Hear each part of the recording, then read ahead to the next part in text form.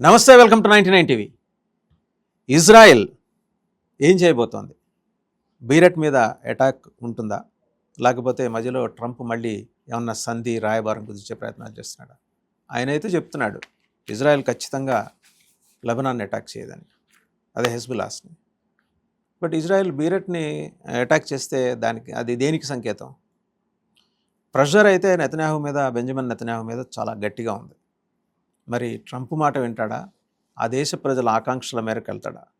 ఇది ఇప్పుడు కాసేపు హర్ముజ్ జలసంధి వ్యవహారం, వివాదం, టోల్ గేట్లు ఇవన్నీ పక్కకి వెళ్ళిపోయినాయి. ఇప్పుడు వాళ్ళకి ఇది కొత్తగా తెర మీదకి వచ్చింది. మనకి వెనకటికి దూరదర్శన్లో ఒక సీరియల్ నడుస్తూ ఉండేది, ఏళ్ల తరబడి నడుస్తుండేది. అలాగే ఈ మరి ఇరాన్ అమెరికా వారు, దాని పర్యవసానాలు, పక్కన హెజ్బుల్లాస్ మీద ఇజ్రాయెల్ అటాక్స్, ఇవన్నీ కూడా చూస్తుంటే ఏంటంటే పరిణామాలు ఏ రోజుకి ఆ రోజు మారిపోతున్నాయి. నిజంగా అసలు అక్కడ ఏం జరుగుతోంది? ప్రపంచాన్ని ఏదైనా మాయ కమ్మేసిందా ట్రంప్ రూపంలో? దీని మీద సమగ్ర విశ్లేషణ చేయడానికి మనతో ఉన్నారు geopolitical affairs expert, senior journalist Suresh Kochatla గారు. సురేష్ గారు నమస్తే. నమస్తే. ట్రంప్ మాయ కమ్మేసింది అంటారా? ఏమన్నా నమ్మచ్చా? ఇజ్రాయెల్ నాకు మాట ఇచ్చింది లెబనాన్ని అటాక్ చేయని, బట్ అతను నెతన్యాహు తగ్గడు. కరెక్ట్. ఇది ప్రాబ్లం ఎక్కడైందంటే, ఈ చర్చ నడుస్తుంది. మీరు చెప్పినట్లు దూరదర్శన్ సీరియల్ లాగా, విక్రమ్ బేటాల్ లాగా మళ్ళీ తిరిగి అక్కడే వస్తారు. ఎన్నో వారాల నుంచి చర్చలు నడుస్తున్నాయి, అయిపోయినాయి, ఫుల్ స్టాప్లు, కామాలు, ఇంకా సంతకం పెట్టాల్సిందే, ఇంకేం లేదు, టైం అయిపోయింది, 2 నిమిషాలు, 2 వారాలు, 2 నెలలు అయిపోయి, 3 నెలలు అయిపోయి, ఎక్కడికి జరగట్లేదు. ట్రంప్ ఏమంటున్నారు? ప్రోగ్రెసింగ్ వెరీ ఫాస్ట్ అంటారు. ఉన్నది 4 ఐటెంలు, ఎంత ప్రోగ్రెస్ చేస్తారు దానికి? దాంట్లో మెయిన్ ప్రాబ్లం మన అందరు తెలిసిందే. First is uranium. అది ఇరాన్ అమెరికాకి అప్పగించరు, వెరీ క్లియర్. వాళ్ళంటారు మా దగ్గర పెట్టుకుంటాం, మేము కావాలంటే దాన్ని డైల్యూట్ చేస్తాం, కానీ మీకు అప్పగించాం. ఇంకొకటి, మాకు ఆయుధాలు వద్దన్నా మేము ఆయుధాలు కొనుక్కొచ్చు కదా అని ట్రంప్ అడుగుతున్నారు. మీరంటారు మేము ఆయుధాలు ప్రొడ్యూస్ చేయం, కరెక్ట్. మీరు కొనుక్కుంటే కిమ్ జాంగ్ ఉన్నాడు కదా అక్కడ, సూపర్ మార్కెట్ పెట్టుకు కూర్చున్నాడు అక్కడ, ఎవరైనా వెళ్ళి కొనుక్కోవచ్చు. అక్కడి నుంచి కొనుక్కుంటే సో మీరు కొనకూడదు. ఇది ఎవరు అంగీకరిస్తున్నారు? ట్రంప్ ఒక వైపుని చెప్తూ పోతున్నారు, కానీ అటువైపు నుంచి అసలు సౌండ్ లేదు, నాయిస్ లేదు. ఇరాన్ ఏం చెప్పట్లేదు. ఇరాన్ అంటే మేము మాట్లాడటం లేదు మా వీళ్ళతోని, మేము ఎప్పుడో ఒక 2 రోజుల నుంచి అసలు బంద్ చేసేసాం మొత్తం కమ్యూనికేషన్ అంతా. మళ్ళీ ఈయన కళలో వస్తున్నాడా అర్థం కావట్లేదు ఇరాన్ వాళ్ళు, లేకుంటే పాకిస్తాన్ వాడే రాసి పంపిస్తున్నాడా నోట్లు, అది కూడా డౌట్ ఉంది ఇప్పుడు. ఎందుకంటే ఈ చర్చల్లో అదొకటి మెయిన్ పాయింట్. యురేనియం మాకు అప్పగించాలి, మేము మీకు ఇవ్వము, అయిపోయింది అక్కడ. దాన్ని మరి ఏం చర్చించారు? మళ్ళీ నెక్స్ట్ స్టెప్ ఏంటి? మళ్ళీ అదే అడుగుతాడు ఇంకోసారి, యురేనియం మాకు ఇస్తారా? మేము ఇవ్వము. యురేనియం 15 సంవత్సరాలు 20 సంవత్సరాల దాకా మీరు ఏం చేయకూడదు. కాదు, 5 సంవత్సరాలు. ఇదంతా ముందు చర్చలు జరిగింది. 15 సంవత్సరాలు ఇదే సబ్జెక్ట్ మీద ఇరాన్, యుఎస్ మాట్లాడారు. లాస్ట్లో 2 సంవత్సరాలు, 2013 నుంచి 2015 దాకా చాలా సీరియస్గా నడిచింది చర్చలు. దానికన్నా ముందు ఇరాన్ ఇట్లనే తిప్పారు, క్లింటన్ని తిప్పారు, బుష్ని తిప్పారు, అట్లనే వీళ్ళందరూ ఛాంపియన్స్. ఈవెన్ జస్టిడే ట్రంప్ కూడా అక్నాలెడ్జ్ చేశారు, అది వీళ్ళు చిన్న కిలాడీలు కాదు, వీళ్ళు పెద్ద కిలాడీలు.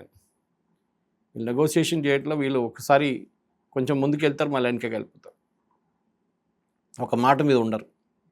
వాళ్ళు అంటారు మేము యురేనియం ఓకే ఫైన్, మేము మా దగ్గర ఉంచుకుంటాం. కాదు, మళ్ళీ అదే సబ్జెక్ట్ మీదకి వచ్చేస్తారు.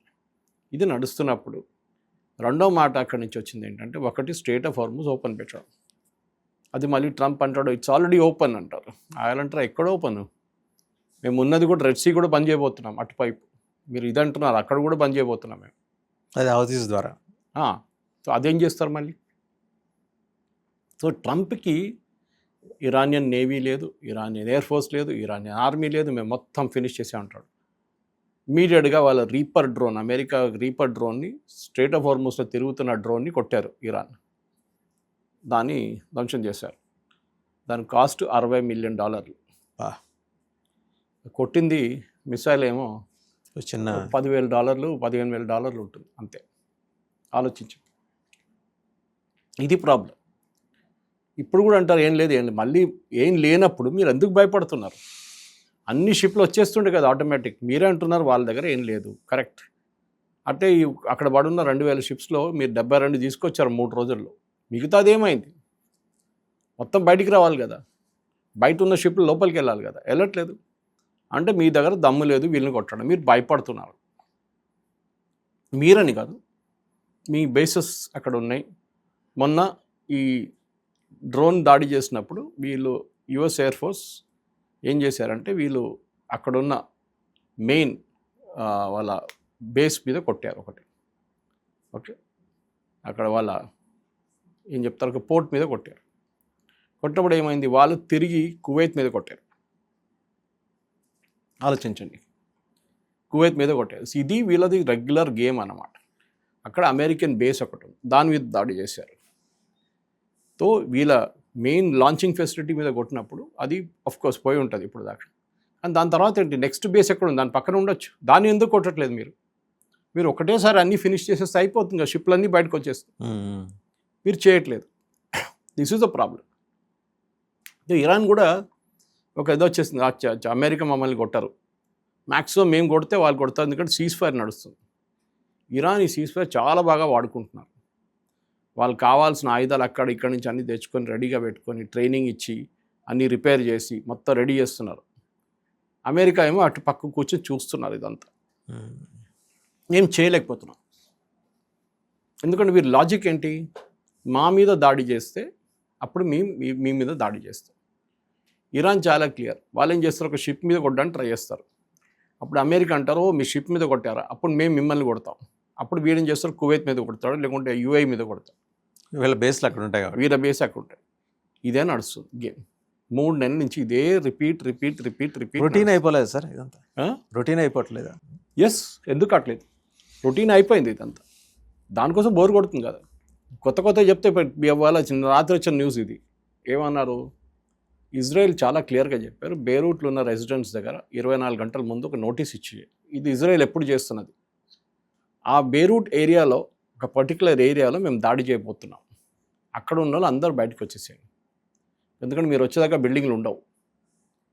అక్కడ వీళ్ళు ఉన్నారు, హెజ్బుల్లా వాళ్ళు ఆ బిల్డింగ్ లోపల ఉన్నారు, దాంట్లో లాంచ్ ఫెసిలిటీస్ ఉన్నాయి, వాళ్ళు బేస్మెంట్ నుంచి ఆపరేట్ చేస్తున్నారు, మాకు తెలుసు. వాళ్ళు మీతో పారిపోవడానికి ట్రై చేస్తే కూడా మేము చూసుకుంటాం. వాళ్ళు డ్రెస్ మార్చుకొని మీతో కూడా కార్లో వచ్చేస్తే మాకు తెలుసు వీడెవడని, మేము పట్టుకుంటామని. ఇజ్రాయెల్ చాలా క్లియర్గా వార్నింగ్ ఇచ్చారు, మేము బేరూట్ మీద దాడి చేయబోతున్నాం. సదర్న్ లెబనాన్ కాదు, సదర్న్ లెబనాన్ ఎనీవే కొట్టేశారు, వాళ్ళు తీసుకున్నారు, టేక్ ఓవర్ చేసుకున్నారు. బేరూట్ని కొడతాం. ఇమ్మీడియట్లీ ఇరాన్ ప్యానిక్ అయిపోయారు.